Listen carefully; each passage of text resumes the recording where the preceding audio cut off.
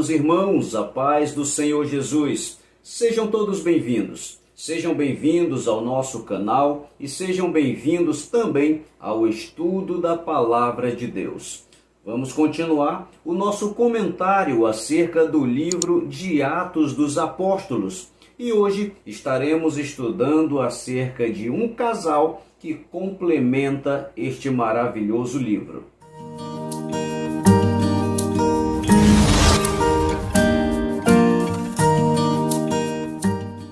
O casal Ananias e Safira estavam vivendo um dos momentos mais sublimes da história da igreja e de toda a Bíblia Sagrada. Eles estavam vivendo um momento de cumprimento de promessas de Deus. E foi no dia de Pentecostes que o Espírito Santo desceu e permaneceu no meio dos primeiros cristãos. Ali, a Bíblia Sagrada diz que o Senhor constrangia homens e mulheres a perseverarem na doutrina, na comunhão, no partir do pão e nas orações. As virtudes daquela igreja eram tão grandes que Lucas dá continuidade ao seu registro, exaltando a generosidade daquela igreja. Para ver o partir do pão, eles vendiam propriedades e doavam o valor arrecadado para que fosse distribuído aos irmãos que mais tinham necessidade.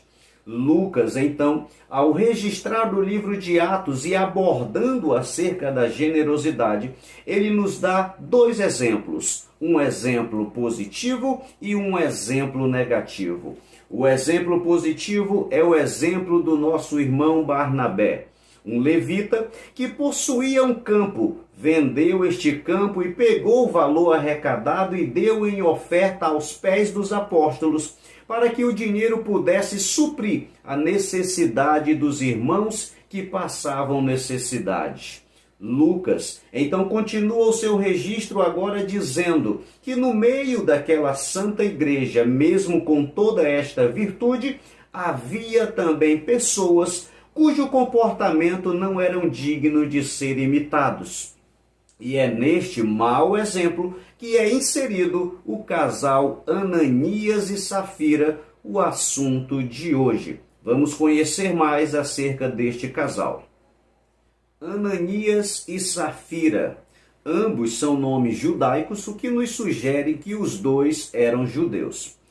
Eles eram um casal cristão, membros da igreja em Jerusalém, e eram pastoreados pelo apóstolo Pedro. Acerca de Ananias, Deus tratou graciosamente, é o significado do seu nome.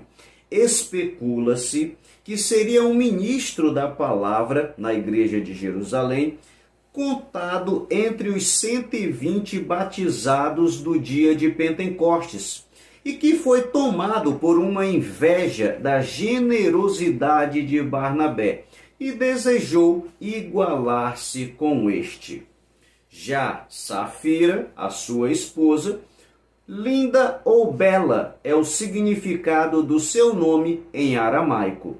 Nenhuma outra pessoa é designada por este nome em toda a Bíblia, e nada mais se sabe sobre ela além do que aqui está escrito.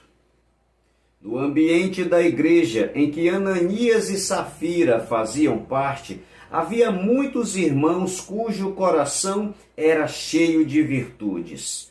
Estes irmãos se destacavam pelo seu amor ao próximo e pela sua generosidade.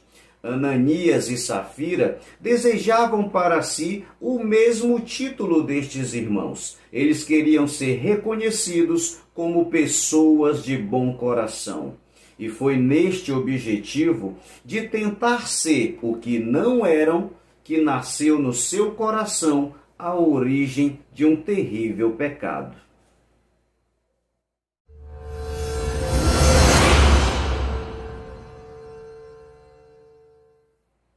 O texto sagrado nos permite compreender que a origem do pecado de Ananias e Safira foi a cobiça. Seja a cobiça por dinheiro, seja a cobiça pela fama e pelo reconhecimento. Em ambos os casos, a Bíblia nos faz alertas. Em Lucas, capítulo 12, versículo 15, falando acerca do alerta contra a avareza, a Bíblia Sagrada diz para nós nos guardarmos de toda a avareza. O avarento é aquela pessoa que é obcecada por dinheiro, ao mesmo tempo que tem dificuldade para contribuir. Em outras palavras, ele pode ajudar, mas não ajuda porque não quer. O segundo alerta da Bíblia Sagrada é contra a cobiça pela fama e reconhecimento. Mateus capítulo 20, verso 26 nos diz que no reino de Deus, quem deseja ser grande deve servir ao próximo. Esta é a grandeza do reino de Deus. Ananias e Safira desejavam ser aquilo que não eram. E neste objetivo, venderam uma propriedade, retiveram parte do valor e a outra parte levariam para Pedro, dizendo se tratar de todo o valor da venda. A Bíblia não obriga ninguém a vender os seus bens e doar para a igreja. E se decidir vender os seus bens, não é obrigado a ofertar. A oferta é sempre voluntária.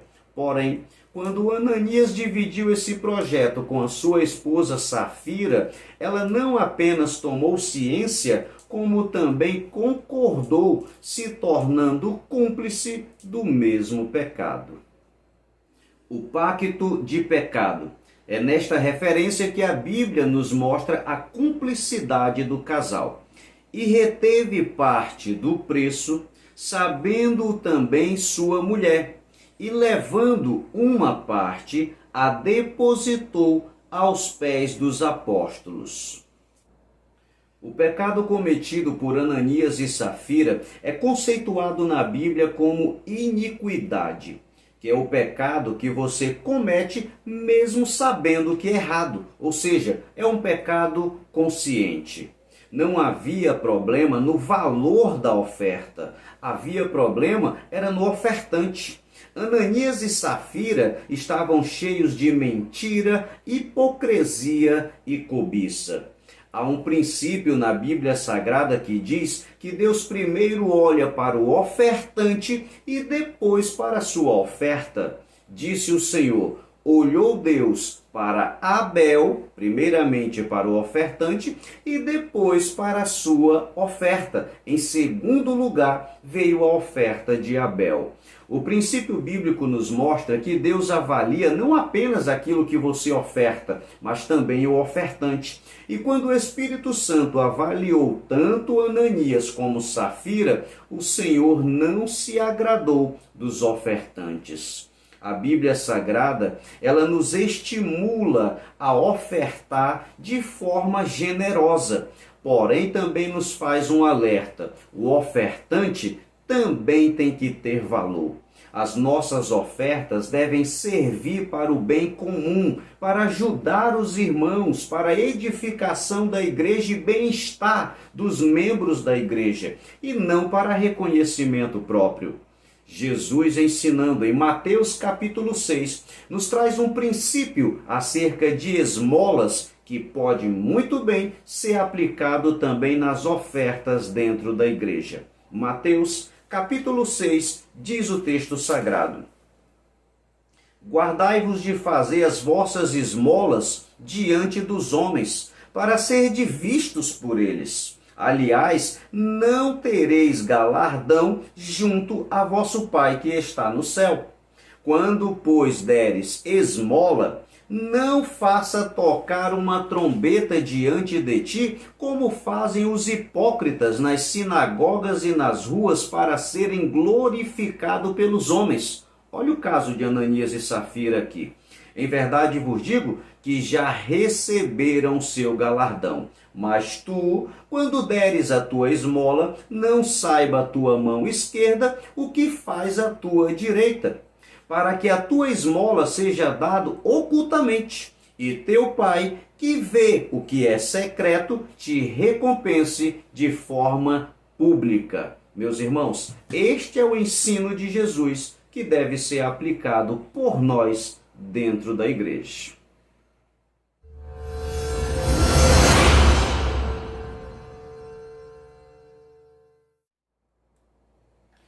Como um leão que brama ao nosso derredor, o diabo procurava uma brecha para invadir a igreja, para tentar parar aquela marcha poderosa que fazia com que a igreja crescesse a cada dia. E foi no coração de Ananias e Safira que o diabo encontrou a brecha que ele precisava. Pedro, conversando com Ananias, lhe perguntou: por que encheu Satanás o teu coração? A pergunta de Pedro revela para nós que o problema é mais grave do que parece. Ananias não estava apenas sendo um homem carnal, mas estava sendo um homem influenciado pelas forças do diabo. Enquanto a igreja estava sendo inspirada pelo Espírito Santo, Ananias e Safira estavam sendo inspirados pelo pai da mentira. A Bíblia Sagrada nos mostra, através disso, que o homem que abandona a influência do Espírito Santo para viver na carne, ele pode ser facilmente inspirado e influenciado pelo próprio diabo. A pergunta de Pedro, quando ele diz: por que encheu Satanás o teu coração? Esse porquê nos dá a entender que Ananias podia ter resistido àquela presença satânica. E é isto que Tiago nos ensina no capítulo 4 e versículo 7. Sujeitai-vos, pois, a Deus, resisti ao diabo e ele fugirá de vós. O objetivo da igreja é ter resistência, porque na verdade a Bíblia Sagrada diz que Satanás não tem poder para nos jogar no pecado. Porém, ele nos conhece e, sabendo das nossas fraquezas, ele nos induz ao pecado. Por isso, meus irmãos, vigiemos e estejamos sujeitos ao Senhor para não cairmos na armadilha do diabo, assim como Ananias e Safira.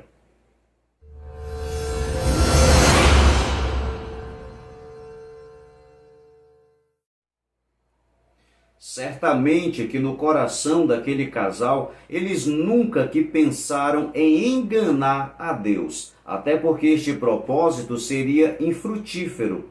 Porém, eles estavam tão cegos, eles estavam tão presos na carnalidade e influenciados pelo diabo, que eles não conseguiram perceber que quem mente, mente contra Deus. Quem peca, peca contra Deus. Eles não conseguiram perceber isso e foi exatamente isso que Pedro mostrou para eles.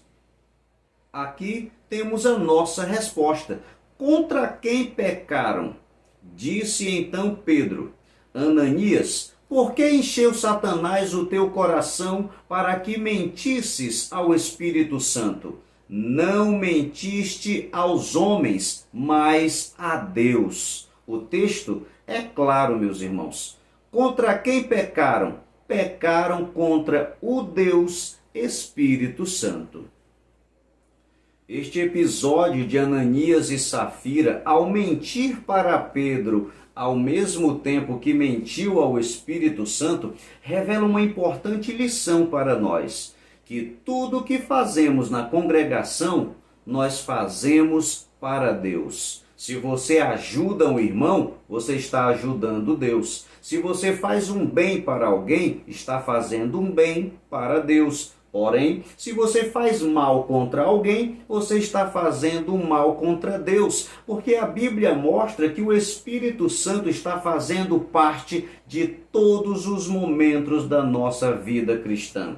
Perceba que aquele dia não era um dia diferenciado, não era um dia extraordinário, era um dia comum em que um casal resolveu levar uma oferta para a igreja. E quando chegaram lá, não apenas Pedro, mas o Espírito Santo estava lá para receber, provando para nós que o Espírito Santo faz parte de cada momento da nossa vida cristã.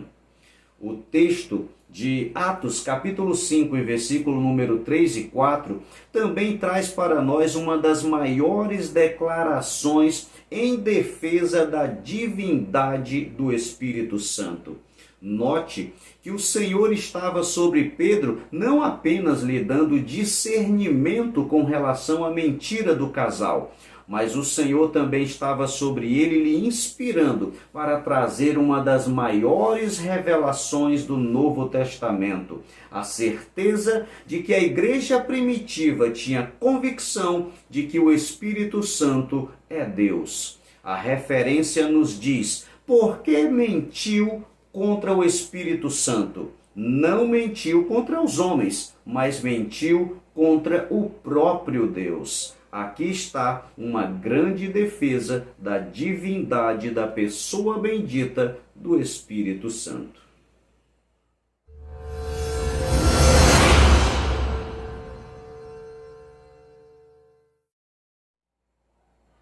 A consequência do pecado é clara: ambos morreram instantaneamente. A consequência do pecado. O texto sagrado nos revela a consequência. E Ananias, ouvindo estas palavras de Pedro, caiu e expirou com relação à sua mulher, e logo caiu aos seus pés e expirou, e a sepultaram junto ao seu marido. Atos capítulo 5, verso 5 e o verso 10. O julgamento do Espírito Santo foi imediato, e a misericórdia de Deus naquele dia não estava nada tolerante. O próprio apóstolo Pedro, escrevendo em sua carta, ele diz que o julgamento de Deus começa pela casa de Deus. Mas mesmo assim, fica em nossa mente o pensamento de que talvez a pena de morte para Ananias e Safira tenha sido uma consequência maior do que o seu próprio delito. Porém, meus irmãos, o julgamento do Espírito de Deus não foi baseado na raiva, foi baseado no zelo de proteger e conservar a santidade da igreja. Se o Senhor não acabasse aquele mal pela raiz, as consequências daquele pecado iriam influenciar todo o corpo de Cristo. Por isso o Senhor precisava intervir de uma forma imediata.